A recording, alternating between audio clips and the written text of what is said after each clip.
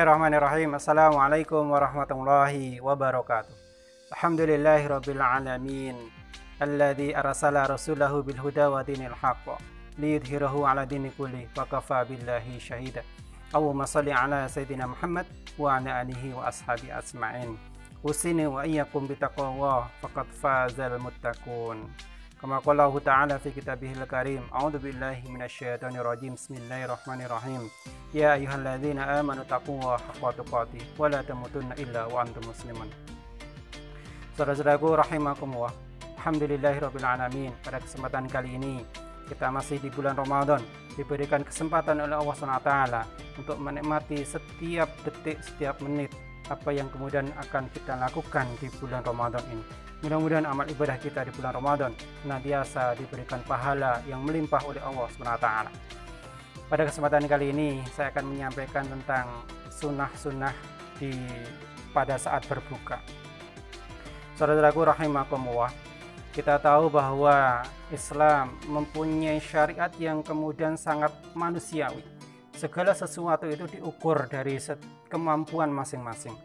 Kalau kemarin kami pernah menyampaikan tentang bagaimana sahur, itu bagaimana sahurnya itu mendekati ke waktu-waktu sahur itu mendekati ke sholat subuh atau saat adzan subuh.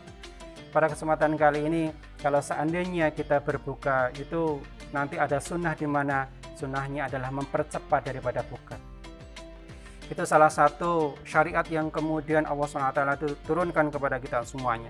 Tidak ada syariat yang kemudian membebankan yang berlebihan kepada manusia. Karena konsep daripada syariat itu adalah la yukallifullahu nafsan illa wus'aha. Berkaitan dengan berbuka ini, ada beberapa sunnah yang mungkin nanti kita bisa laksanakan bersama. Dan sunnah ini, mumpung sekali lagi kita masih di bulan Ramadan, kita kuatkan sunnah walaupun sekecil apapun, kita laksanakan sunnah-sunnah tersebut. Yang pertama, sunnah ketika berbuka itu adalah menyegerakan untuk berbuka, tidak menunda-nunda. Walaupun mungkin dari sisi fisik kita kuat ya, kita mau puasa sampai isya atau lebih dari itu mungkin kita kuat, tetapi itu tidak disyariatkan. Yang disyariatkan atau disunnahkan adalah menyegerakan dalam berbuka.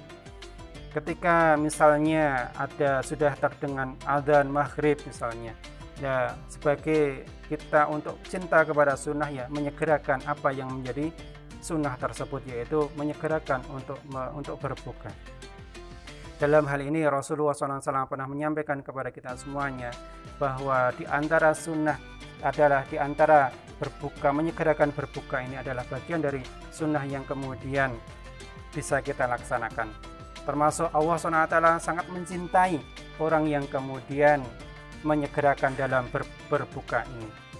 Dari sisi rentang waktu yang kemudian kita bermakan sahur sampai berbuka, itu mungkin satu dengan yang lain akan berbeda. Kita alhamdulillah yang ada di Indonesia kira-kira ya antara 12 atau 14 jam kita berpuasa di siang hari. Tapi bayangkan kalau mereka yang ada di kutub yang jumlah siangnya itu jauh lebih banyak. Ada yang mungkin sampai 18 jam, ada yang sampai 20 jam untuk berpuasa. Kalau tidak menyegerakan, maka mereka mungkin akan sampai lebih daripada itu semuanya. Sekali lagi, syariat ini tidak hanya diperuntukkan untuk kita yang ada di Indonesia, tapi semuanya satu dunia dengan syariat ini semuanya akan diringankan oleh Allah SWT. Ini satu yang kemudian sunnahnya saja menyegerakan dalam berbuka. Dari sisi kemanusiaan itu sangat mendukung dari sisi kemanusiaan itu. Saudara-saudaraku rahimakumullah. Kemudian sunnah yang kedua, Rasulullah SAW mengajarkan kepada kita kalau berbuka itu dengan kurma atau makanan-makanan yang manis sifatnya.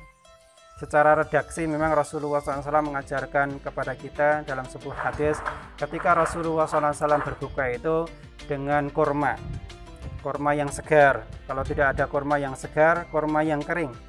Kalau tidak ada kurma yang kering, beliau kemudian hanya berbuka dengan seteguk air. Di mana ini semuanya sangat penting bagi kita, apalagi nanti dari sisi kesehatan. ketika perut kita yang tadinya kosong kemudian diisi dengan sesuatu hal yang misalnya air, pelan-pelan ya, pelan-pelan nantinya perut ini akan menyesuaikan dengan sedikit demi sedikit. Tapi kalau seandainya langsung makan berat dan sebagainya, nanti khawatirnya perut ini juga akan tidak siap dengan apa yang kemudian masuk. Kalau seandainya kurma tidak ada, maka ada pilihan yang lain, ada sesuatu hal yang manis sifatnya, bisa minuman yang manis atau ya takjil yang kemudian menyegerakan untuk berbuka tadi. Nah, ini yang kemudian dicontohkan oleh Rasulullah adalah memakan sesuatu hal yang manis, dan ini beliau lakukan sebelum beliau itu menunaikan sholat maghrib. Saudaraku rahimakumullah. Kemudian sunnah yang lainnya adalah dengan berdoa. Ada doa-doa yang memang disunahkan oleh Rasulullah SAW kepada kita semuanya dalam sebuah hadis. Tetapi kadang ada yang sudah familiar kepada kita semuanya, dan itu semuanya coba kita cari sumber yang kemudian sesuai dengan aturan, sesuai dengan hadis yang kemudian ajarkan kepada kita semuanya. Aturannya kalau seandainya nanti urutannya, kalau mau berbuka, yang pertama adalah membaca bismillah dulu sebelum makan tadi. Membaca bismillahirrahmanirrahim, kemudian makan kurma tadi atau minum tadi. Kemudian setelah itu berdoa, sunnahnya berdoa.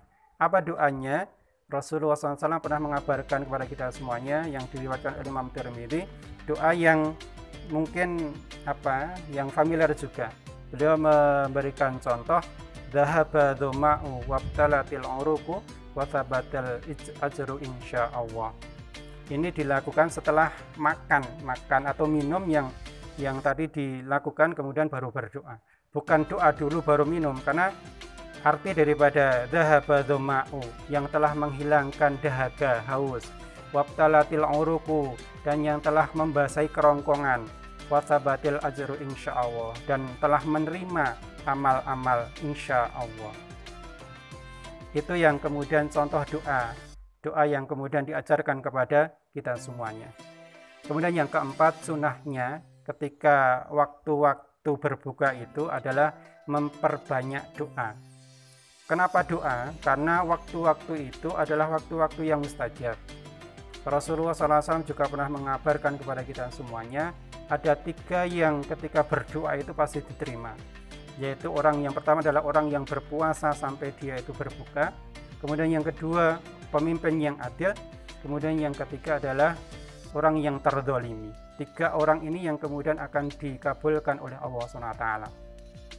Nah, satu di antara 3 ini adalah orang yang berpuasa sampai dia berbuka.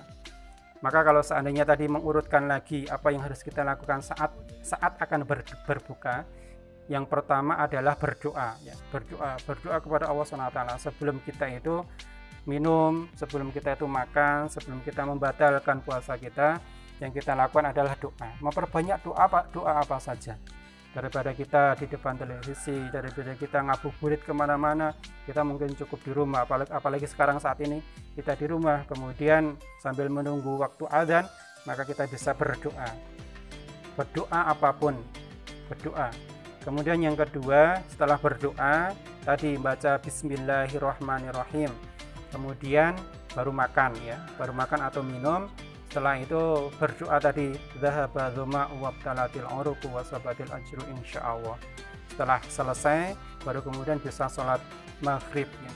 Kemudian kalau ada kekurangan dan sebagainya nanti bisa diteruskan setelah sholat maghrib. Kalau misalnya hausnya belum hilang 100% atau laparnya juga masih, itu nanti bisa setelah sholat maghrib.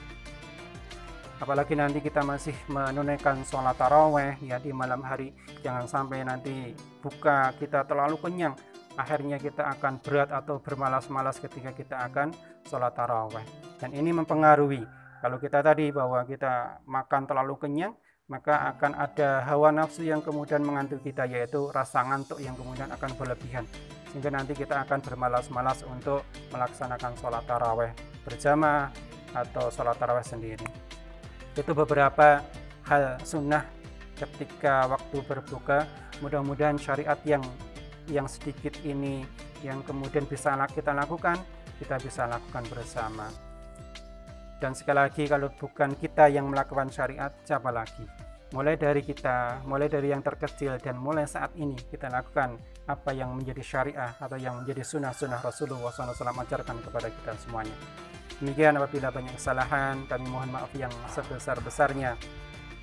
Usini wa ayyakum bitaqwallah. Assalamualaikum warahmatullahi wabarakatuh.